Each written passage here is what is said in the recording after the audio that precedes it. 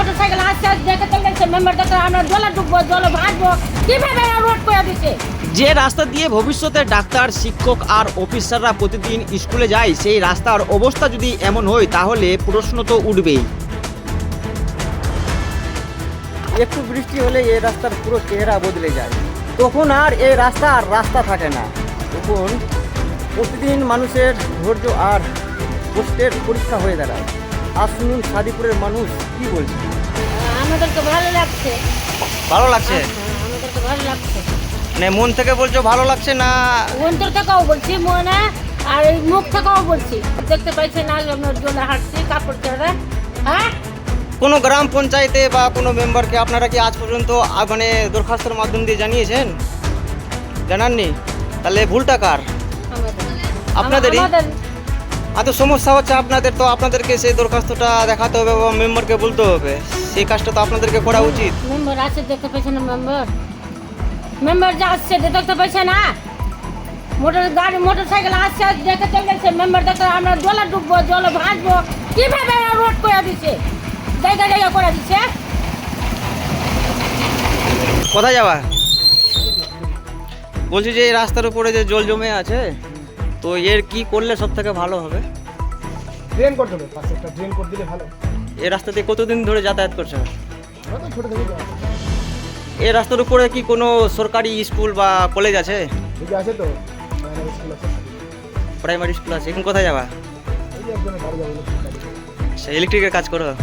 তো এই সমস্যাটা দ্রুত সারানোর জন্য মানে সমাধানটা কি করলে, কাকে বললে সব থেকে ভালো হবে? প্রথমে স্থানীয় মেম্বারকে বলতে হবে, মেম্বার বলবে পঞ্চায়েত বলবে জেলা পরিষদ, সেই হিসাবে করতে হবে। এই রাস্তা দিয়ে সবারই মানে যাতায়াতের অসুবিধা হচ্ছে।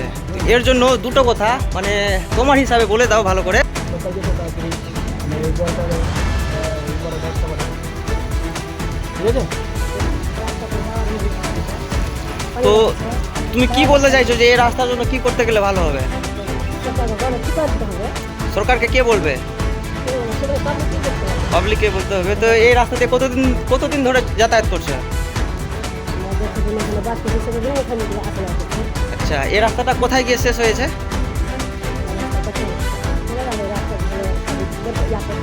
হালিয়া। দেখুন কোথায় যাবা?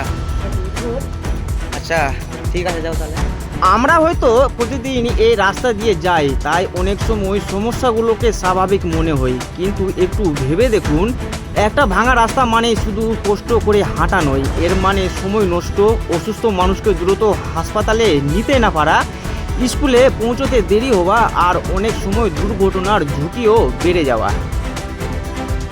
জল খেতে তো মানুষের অসুবিধাই লাগবে। কোথা থেকে আসছে এখন? আমি বাজার থেকে আসলাম, হসপিটাল থেকে আসলাম। হসপিটাল থেকে আসলে তোমার তো নতুন কাপড় তো নোংরা হয়ে গেল। কি করবো, ভিজতে যাবার সময় বৃষ্টিতে ভিজে গেছি, এখানে জল জমে গেছে। আর তো এর সমস্যার সমাধান করতে গেলে কি করতে হবে এখন? ই করতে হবে, এর সীমানে পাকা ঢালাই করতে হবে। ঢালাই করতে হবে? হ্যাঁ, তাহলে কেমন করে হবে? তো আজ পর্যন্ত কাউকে জানিয়েছো যে এই রাস্তার উপরে জল জমছে? সবাই ঠিকই করছে, বলবে কাকে কই কে তো বলবে। আচ্ছা, একটু বৃষ্টি হলে এই রাস্তার চেহারা বদলে যায়। স্কুল পড়ুয়ারা বাচ্চাদের কাদা মারিয়ে যেতে হয়, বৃদ্ধ মানুষদের চলাচল কঠিন হয়ে পড়ে, আর সাধারণ মানুষের প্রতিদিনের যাতায়াত হয়ে ওঠে একটা বড় চ্যালেঞ্জ। জল জমে আছে, ড্রেন করলে জলটা চলে যাবে, জলটা থাকবে না, ড্রেন করার ব্যবস্থা হবে। আপনি কিসের কাজ করেন? আমি ড্রেনের কাজ করি। আচ্ছা ঠিক আছে।